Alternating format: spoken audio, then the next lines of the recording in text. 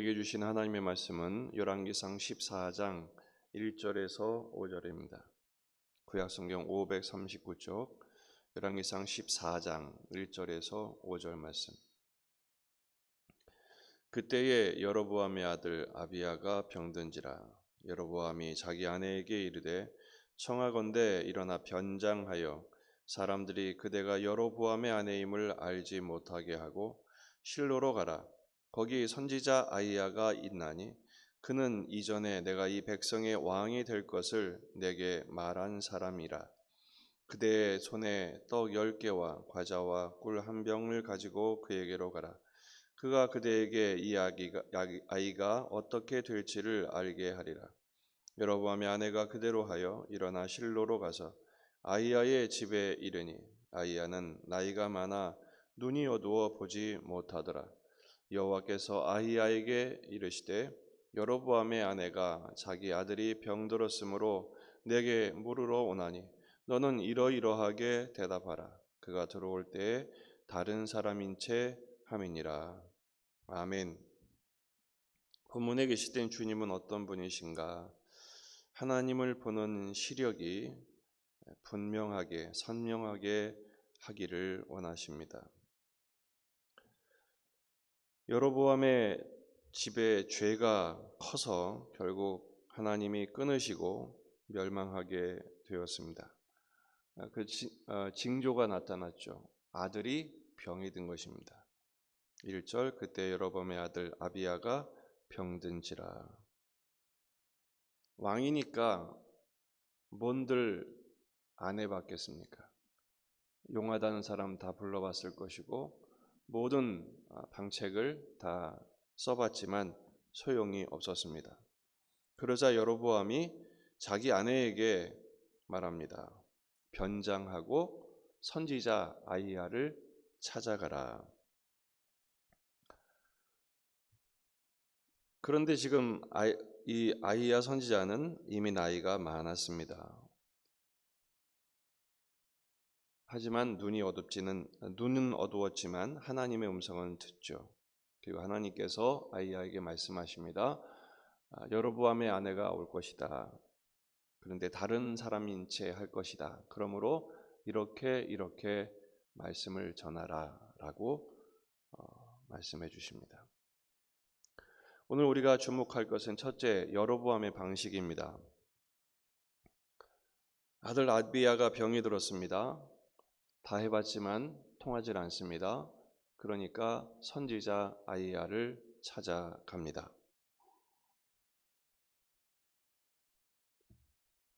그런데 그것이 하나님의 뜻을 묻는 방식이 아니라 내 아이가 어떻게 될지를 물어보라는 것이죠. 그리고 그것이 솔직하게 내가 그동안 잘못했으니 하나님 도와주십시오라는 간구도 아니었습니다. 왕이 아닌 채 하죠.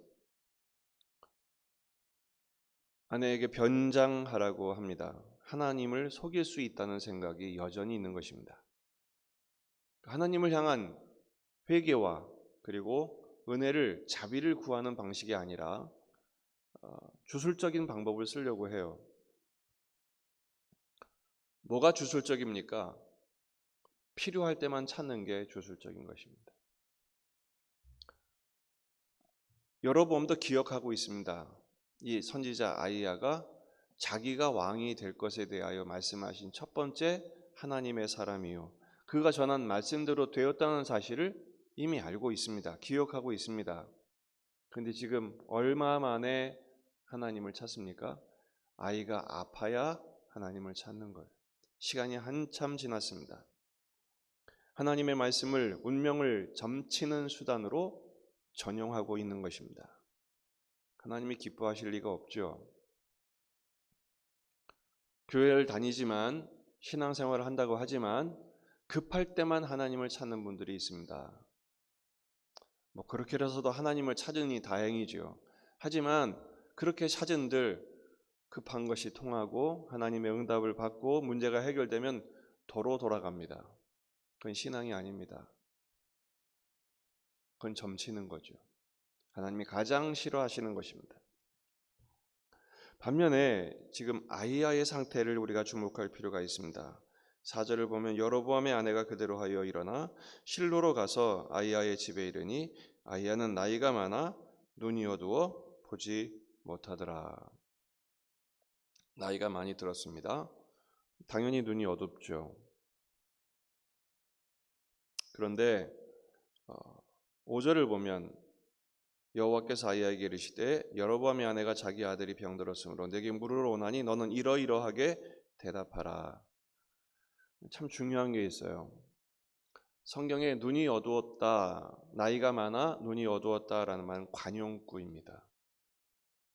육적인 시력이 흐려졌다는 의미일 뿐 아니라 하나님의 뜻을 분별하는 분별력이 닫힌 상태인 것을 설명하는 관용구입니다.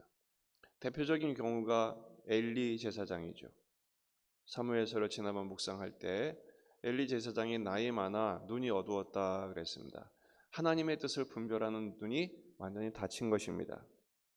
한나를 알아보지 못하죠. 그가 어떤 기도를 하는지, 그 한나를 향한 하나님의 뜻이 무엇인지에 대해 전혀 알지를 못합니다. 하나님이 사무엘을 부르실 때도 엘리는 듣지도 못합니다. 그런 상태를 나이 많아 눈이 어두웠다라고 말합니다. 그런데 오늘 본문은 그 아이야가 눈이 어두워요. 나이 많아 눈이 어두웠는데 중요한 것은 하나님의 음성을 듣고 있어요. 그러니까 육적인 눈은 쇠퇴했지만 그의 영적인 안목은 선명했다는 것입니다. 어떻게 이럴 수 있었을까?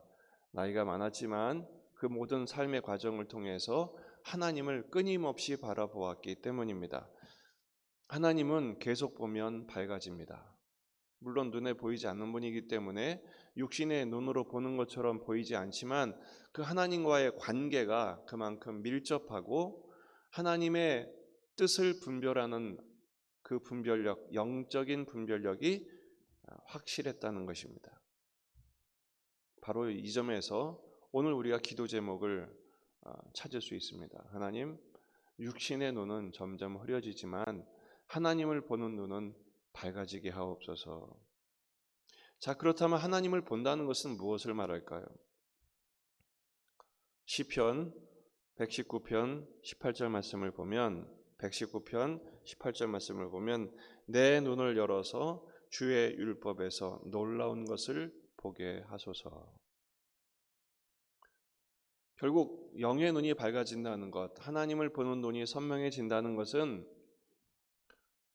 육신의 눈으로 보는 것처럼 하나님이 보이진 않지만 하나님의 말씀을 통해서 하나님의 뜻이 무엇인지, 하나님의 마음은 무엇인지, 하나님은 무엇을 원하시는지에 대하여 항상 깨어있는 상태인 것을 말합니다. 영적인 각성이죠. 죄로 인해서 마음이 둔해지면 내가 뭘 하는지, 내가 어떤 죄를 짓는지 전혀 감각하지를 못합니다. 느끼지를 못해요. 그러니까 사람이 정말 어떻게 저럴 수 있을까 싶을 상태로 가게 됩니다. 마비되는 것이죠. 무뎌지는 것이죠. 심각한 것입니다. 그래서 우리가 새벽에 이렇게 얼마나 피곤하십니까? 얼마나 고단하십니까? 근데도 이렇게 애를 쓰는 이유가 뭡니까? 깨어있기 위해서죠. 여러분, 깨어있는 우리가 되기를 주의 이름으로 축원합니다. 호랑이한테 잡혀가 물려가도 정신만 바짝 차리면 살 수 있다고 하잖아요. 성경에 있는 이야기입니다. 깨어있으면 하나님의 은혜를 분별하게 되고 주님의 뜻을 확인하게 되고 그리고 주의 인도하심을 소망하게 되고 결국 하나님께서 길을 여시며 붙들어 주시며 구원하시는 은혜를 누리게 될 줄로 믿습니다. 그래서 바울의 한 기도를 우리가 붙들어야 합니다. 우리가 바울처럼 기도하면 좋겠습니다. 에베소서 1장 17절에서 19절 말씀입니다.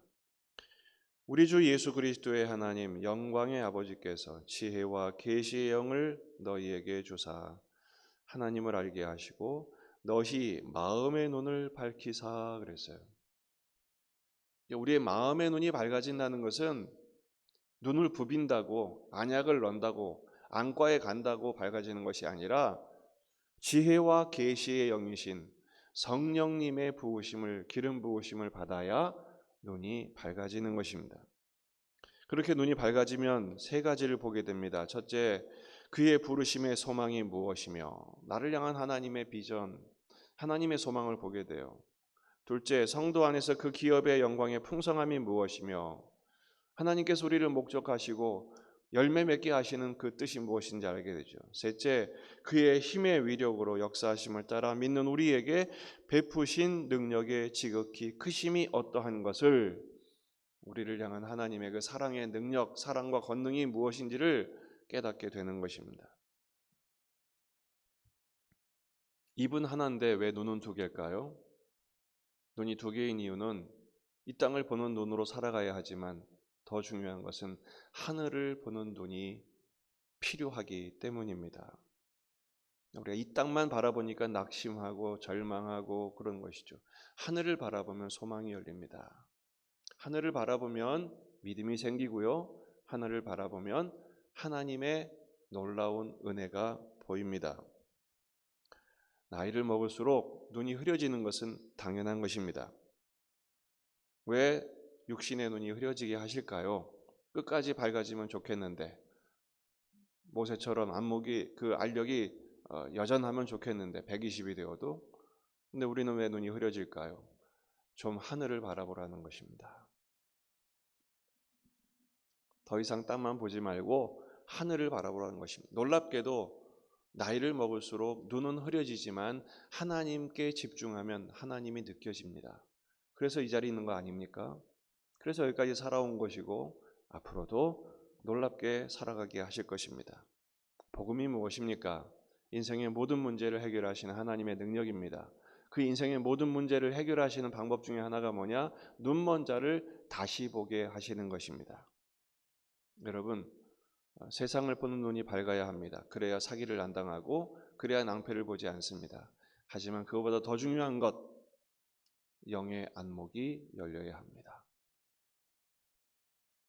어두운 내 눈 밝히사 진리를 보게 하소서. 성령이시여, 이 아침에 주님을 보는 눈이 밝아지고 하늘을 향한 우리의 시선이 선명해지게 하옵소서.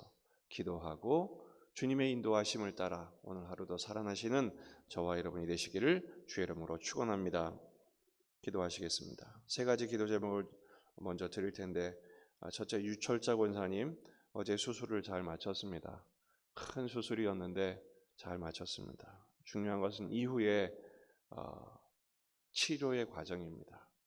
예후가 썩 좋지 않기 때문에 하나님의 특별하신 은혜가 필요합니다. 정환직 집사님 아직 입원해 계십니다. 폐에 물이 찼는데 이 물이 제거되고 말라져야 하는데 그게 쉽지가 않습니다.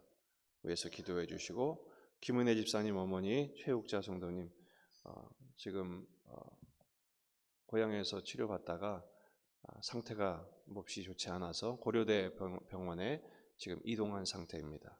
하나님의 은혜로 붙들어 주시도록, 지금 오랜 항암투병으로 지쳐있는 상태인데 돌보심이 필요합니다.